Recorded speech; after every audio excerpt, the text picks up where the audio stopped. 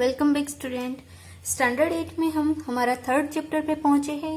हमारा second chapter है वो कंप्लीट हो गया है। थर्ड चैप्टर पे पहुंचे हैं। थर्ड चैप्टर हमारा है understanding of क्वाड्रली letters.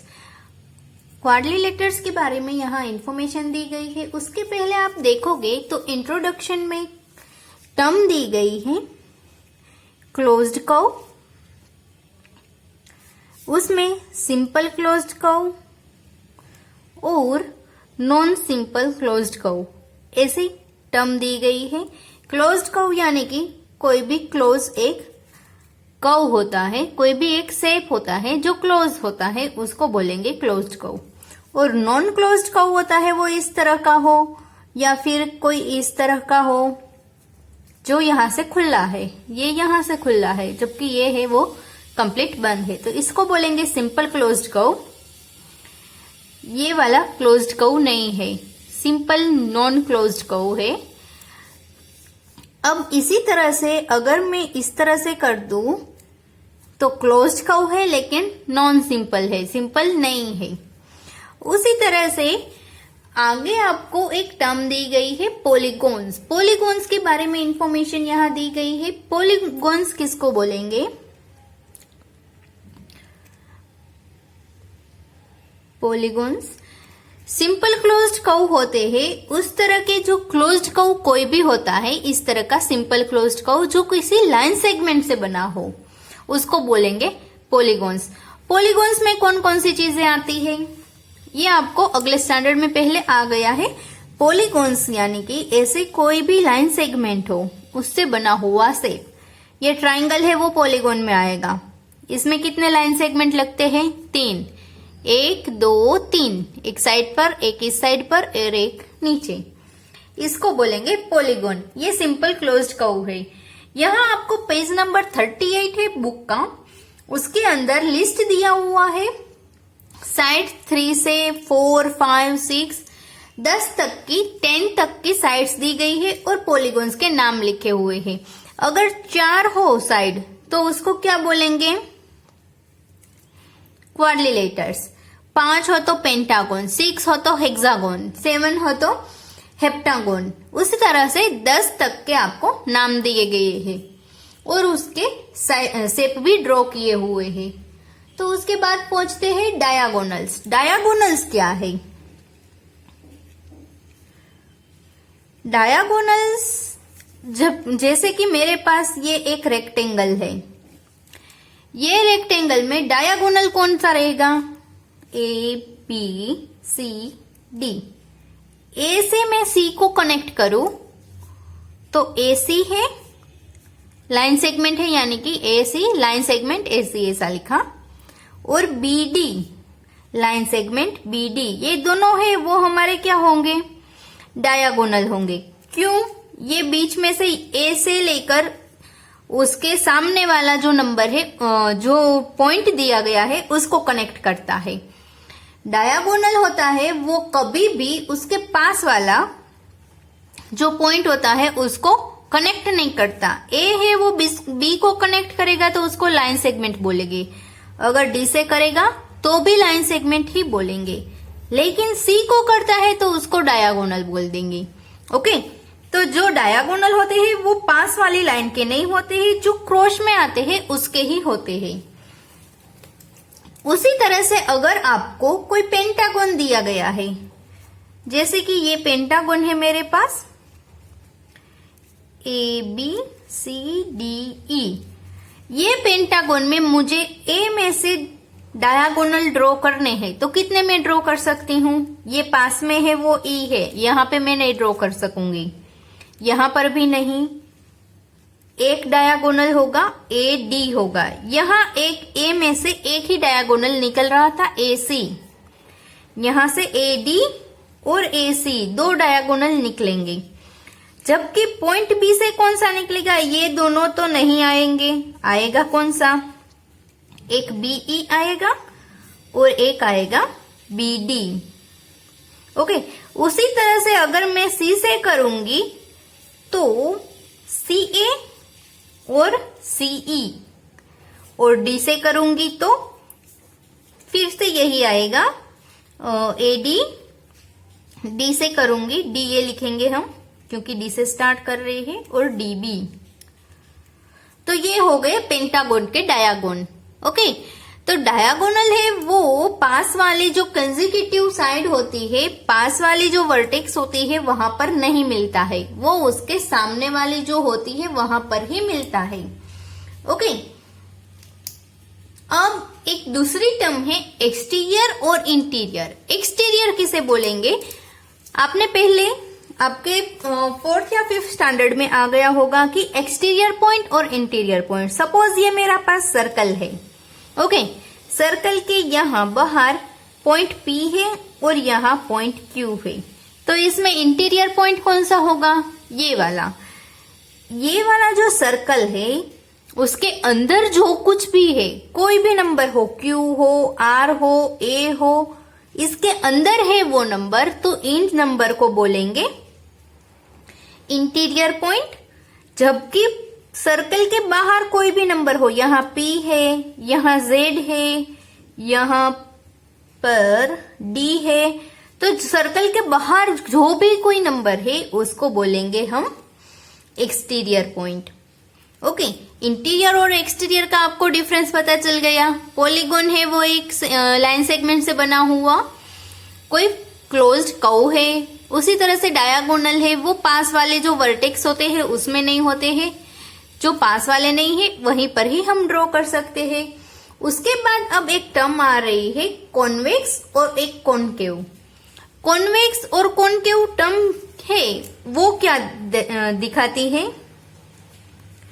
Convex and concave. Convex है, कॉन्वेक्स किसको बोलेंगे? कॉन्वेक्स पॉलीगॉन और कॉनकेव पॉलीगॉन, दो तरह के पॉलीगॉन होते हैं।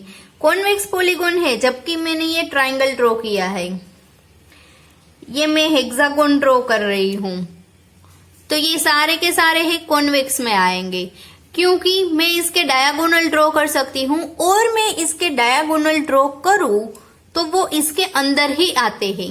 ओके, इसमें नहीं होते हैं डायगोनल। अगर मैं क्वाड्रिलेटरल लूं तो इसके अगर मैं डायगोनल ड्रॉ करूंगी तो वो कहां पर आएंगे? इसके अंदर ही आएंगे, मतलब इंटीरियर पार्ट में ही इसके डायगोनल रहेंगे। जबकि कॉनकेव शेप है, जैसे कि मैंने ऐसा कोई शेप ड्रॉ किया,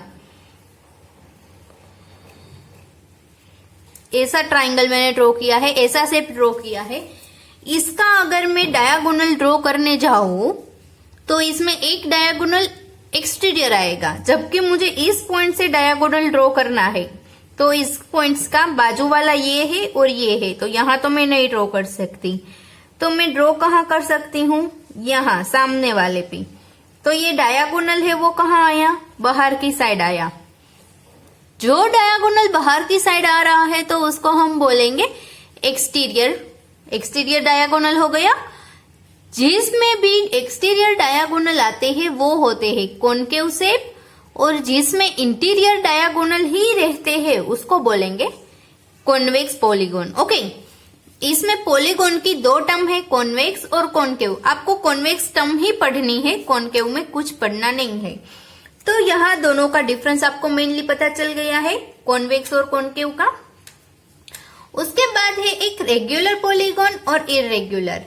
रेगुलर पॉलीगॉन होता है, उसमें क्या होता है, जबकि तीन पॉलीगॉन होता है, पॉलीगॉन की जो साइड्स होती है वो सारी की सारी साइड है वो सेम होती है, और उसका जो एंगल होता है एंगल भी सेम रहता है, तो उसको बोलेंगे हम रेगुलर पॉलीगॉन। रेगुलर पॉलीगॉन में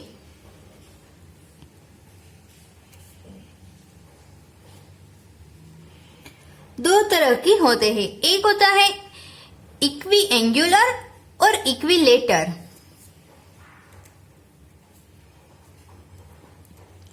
इक्वी एंगुलर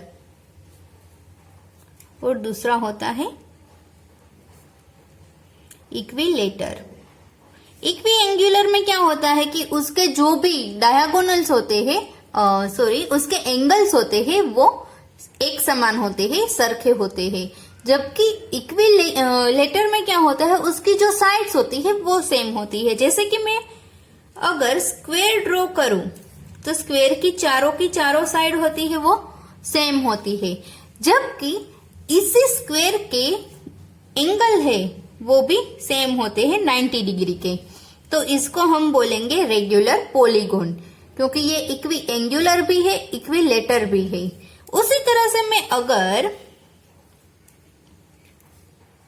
रेक्टेंगल लूं तो रेक्टेंगल में क्या होगा, ये दोनों साइड सरखी सेम होगी, जबकि ये दोनों साइड सेम होगी, और उसके एंगल है वो 90 डिग्री ही होंगे, सभी के एक समान होंगे। ओके, तो ये इक्वी एंगुलर है। हमारे पास जो रेक्टेंगल है वो इक्वी एंगुलर है, लेकिन इक्विलेटर नहीं है, क्योंकि उसकी दो साइड एक समान है, बाकी की दो साइड है वो इनसे अलग है। तो ये इक्वी एंगुलर है, इक्विलेटर नहीं है।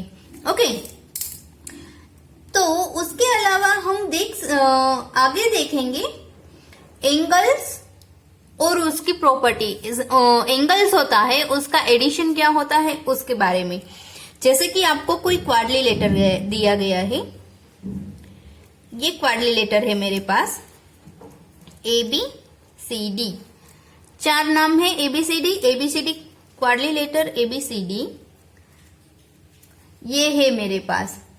तो मैं ये क्वाड्रिलेटर के जो एंगल्स है, यानी कि पहले हम इसके डायगोनल ड्रॉ करेंगे। ये मैंने एक डायगोनल ड्रॉ किया, सिर्फ AC ड्रॉ किया, तो मुझे यहां से 2 ट्राइंगल मिल रहे हैं। कौन से? ABC।